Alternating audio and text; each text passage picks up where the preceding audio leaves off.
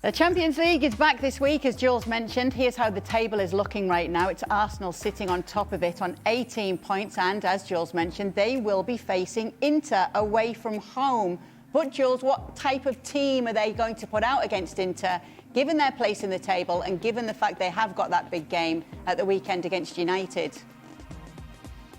It'd be very interesting to see what Mikel Arteta decides to do. At Forest on Saturday evening, he put Shaka and Trossard on the bench. Clearly, you would think to give them a bit of a rest before the game tomorrow night at San Siro. They came on in the second half, but that was the idea. I wouldn't be surprised if, again, we had a bit of a mixed team. Not so much because they don't want to win the game tomorrow. Of course they would. And I think a win, potentially even a draw, depending on the other results, could make sure that they finish top two, which is a huge advantage, as we've explained in previous shows. If you finish first or second in this league phase, you're guaranteed to be at home in every other single knockout round now between now and the end of the season. So it's huge for them. But they also have the last game next week, because we're on to back-to-back Champions League week now against Carrot Almaty at home, which is pretty much, even if you play the B or C team, it's pretty much guaranteed for Arsenal to win and get those 3 points. So even a defeat tomorrow, they would probably still top the group or finish second with that win against Carrot Almaty on the last in 10 days time, on the last week of the in a week time, sorry, in the last week of the Champions League. So I expect him to mix things up, because he knows that it's going to be tough on Sunday, because United are going to play exactly like they did against City at Old Trafford on Saturday. 30% of the ball in transition, fast counter-attack. Carrick is going to pick exactly the same team.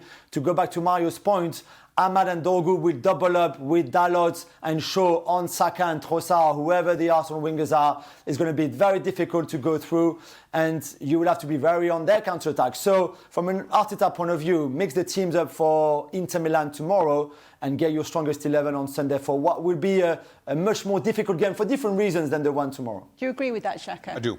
And particularly, as Jules points out, because of who that last game is in the Champions League at home. And you've given yourself, with 6 wins out of 6 so far in the competition, you've earned that leeway to put out a second team, to concede against Inter, even with kind of Bayern doing as they are. And even with that, Champions League taken care of, bar the shouting, and as disappointing a performance and result it was for Manchester City, you then, you drop 2 points with a draw. You just want to steady that ship. It's certainly in the league, up against a Manchester United team who are buoyed from their own performance. Right now, of the 2 games, that is by far the more important, with far more knock-on consequences if you lose. If you lose against Inter, no real big deal. If you lose against Manchester United, Manchester City win, all of a sudden we're having a very different conversation about what the top of the Premier League table looks like. So I think right now, while the old cliche is you take it game by game, I'm not sure that Arteta does or should. Absolutely. More Champions League action will be coming up this week in the form of Real Madrid hosting Monaco. And ahead of it, Julien has caught up with Folarin Balogun to talk more about it. Whatever you play, whoever you play for, whoever you are, facing Real Madrid must be special anytime, right? Yeah, definitely, playing Real Madrid in the Champions League, it's the first time for me. I'm sure it'll be the first time for a lot of my teammates as well. But yeah, I think it's important we go there to try and qualify. We also have our objectives, and it's not something where we're just going there to enjoy the experience. We feel we can get a result, and against the big teams in the Champions League, we've done well. But yeah, as you said, the opportunity to play at the Bernabeu, against Real Madrid in the Champions League is wonderful. So I'm excited. Look at you, Jules, been on your travels. Got to love that. Jules, talk to me a little bit about this. Do Monaco feel that they might be able to take something away from this game, given all the backstory to Real Madrid at the moment and what we saw this weekend at the Bernabeu? Yeah, I mean, they are obviously very happy in the way that this is probably the best time to play this Real Madrid team, right? We said before the game against Levante that it could not be worse than Albacete, and to be fair, it was not far from being worse than Albacete in terms of performances. So even away at the Bernabeu, when we saw how toxic the atmosphere was before that Levante game on Saturday, if you're Monaco, you say that we've got nothing to lose here. They need a point. Probably a point should be enough between these game away in Madrid and hosting Juventus next week to make sure that they're in the playoffs. So they're going to go for it. And Flo was right. He said, like, this is where you have to go, but believe in yourself, because if there's the right time to go, it's now. So they will go there. They strangely, in a way, better in the Champions League in the big games than they have been in Ligue 1 for the last few weeks. They've lost 7 in the last 8. They lost again on Friday night against Lorient. Again, they should have never lost because they were way on top and somehow managed to lose it. In the Champions League, it's a bit different. So they will have the belief that they can go there and do something. It's obviously Mbappé against his former club. It's a bit special, and Real Madrid have a lot to do to even get their own fans back on track and back on their support with them. But for Monaco, it's a huge opportunity to put a statement. They always say that Real Madrid Champions League nights and just the fans, then the atmosphere is always a little bit different anyway. But do you think that the fans have made their point now in that game at the weekend, and now it will be all support for the side again, or do you think there'll be more of it? I think more importantly than anything, as we discussed after the game, Real Madrid fans now realize, with the loss by Barcelona, that indeed they're only 1 point behind. And while everything seemed to be crumbling and the house was on fire and everything was drama and it was toxic and oh my Lord, what are we going to do? How are we going to get through this? You're only 1 point behind Barcelona. Barcelona have done Real Madrid a favor, not just in the points total by losing to Real Sociedad, but they've given Real Madrid a good vibe, positive vibe, sensations, feelings, things that Real Madrid did not have. All of those things were negative. And now it's like, wait a minute, we have a new manager. We just won a game. Now we're only 1 point behind. And now we're playing Champions League. And Champions League, Santiago Bernabeu, is our special nights. Here we go. We're going to win this game. And we're moving forward and creating momentum forward. But in order to do all of that, these players still owe a big-time performance to these fans. And I suppose at some point they're going to deliver that. So Monaco, while they may think that this is the right time to play Real Madrid, somebody is going to get a backside whooping at some point from Real Madrid. It may just be Monaco in Champions League. Yeah, Mario, what are you thinking about this with the fans against the team or with the team, and how important it is and the impact it's going to have on Real Madrid? Yeah, look, it always has impact on you, right? But if you do it, if it's the first time, I think it has more effect than when it continuously happens, because then you're going to prep yourself against it.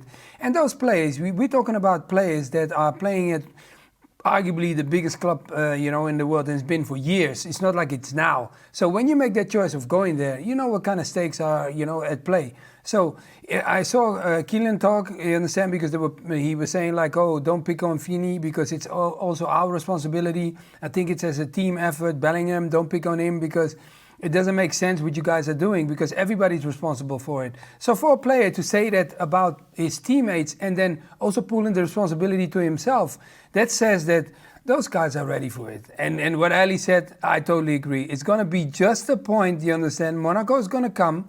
They lost, what Lawrence said, in the weekend already. But now you come to a big stadium and big occasions, sometimes go and sit in the legs from the boys. When they get to the stadium, if you see Monaco looking around in the stadium and saying, oh, it's beautiful, then you know that game is not going to be a cute game. They're going to lose that game. I hope they don't go like to Madrid to spectators. No, absolutely. We do have that quote that you referenced there, Mario, from Kylian Mbappé. He said, I understand the fans because we're not doing things right. What I didn't like was that if they boo, they should boo the whole team. You shouldn't single out one player. It's not Vinny's fault that we're playing the way we are now. What's your reaction to that, Jules? I thought, to be fair, I watched the whole press conference. I thought it was a very mature press conference from him, which is not surprising because he's always been very good at communicating, usually. I thought he talked like a captain. I thought he talked like a leader. I think he was right. I like we could have clipped so many moments or showed the quotes of so many moments. There's one where he said, when I was a kid, I was going, often it was at the Parc des Princes and we were not very good at the time. He said, I used to go and I used to boo as well because what I was seeing was not good. It was not good enough. It was not good. So I think he understands very much where they're coming from. But he's right. You either boo everybody or you don't boo. Why more Vinny than somebody else? Because he's one of your stars and he's not delivering. There's other players who are not delivering either. So I thought it was a very good message. And I thought it was interesting that he came to talk before this game. Okay, I know it's Monaco. I know there's a narrative obviously there. His former club, he's French, blah, blah, blah, all of that. but also in moments of crisis like this current one, because this could potentially be the worst week in Florentino Perez's second time as the president of the club. Yeah, he's your best player, he's your leader here, come in and trying to calm everything down. Jules, from what you've seen, have you seen anything at all giving Mbappé any of the blame for Xabi Alonso's sacking? No, I don't think so. Certainly that I've not been told. I don't think that had come out. I think it's probably still too soon to really hear. We need to hear from Xabi himself on his side and what he could say and how far could he go down into the I was not able to implement my ideas, or I didn't feel the dressing room was receptive to what I was saying, or I had issue with some of the individuals and the egos. All of that, we don't know yet. Xabi hasn't spoken. For the players, we can be based on what they said on social media, which is not always the truth. As we know, some of them have to say what they said on social media. So we probably need a bit more time to find out exactly what kind of relationship there was between Xabi and the dressing room, if the players were really happy for him to go, if they were not happy, all of that we still don't know. But I don't feel that, Julien felt that Xabi Alonso was probably right for him to be sacked. So if we're establishing who's leading this team and who's making decisions, well, clearly Kylian Mbappé, as Jules just mentioned, established himself as a leader, not only in the Supercopa de España, but in the press conference, and saying, if you're going to boo the whole team. Now, careful what you wish for. Careful what you wish for, because they will boo the whole team. They did. They booed the whole team when they were huddled right before they were about to start the game. They got booed. They have no issue booing the whole team. And Kylian Mbappé was one of the players that wasn't being booed. So now he's putting himself front and center of all of this. So, again, much like every other player at Real Madrid, you better play well. Yeah, on that guard of honour point, though, George, do you think that's a fair assessment, that it's just been too much read into? Well, I think we said it when we were together the day before, the night of, and I think it's something. It's not against Xabi Alonso. It could have been anybody saying, "Hey, should we do the guard of honor?" Kylian would have said, "Let's not do that. Let's just retract a bit and then wait. We'll still be there on the pitch when they get their medals and the trophy, but let's not do that." I don't think it was against Xabi. I think Xabi made Kylian the center of this team and made him the leader of this team, and I think for that, Mbappé would always be grateful towards Xabi Alonso. I think they had that kind of relationship where they needed each other and they could rely on each other, and that was important. I think Mbappé, like everybody else, like he said on that quote we showed, he knows too well they're not playing well. He knows this is not good enough. It's very similar to last season under Carlo Ancelotti. Already that was not good enough collectively. We said it many times, and they didn't win anything. And right now, you're going down the same route. So I don't think he blamed Xabi. I know this is not a good look, obviously, because your manager is saying something and it looks like you don't do it. I think it was more, let's not do that for Barcelona. Whoever would have asked, he would have done the same.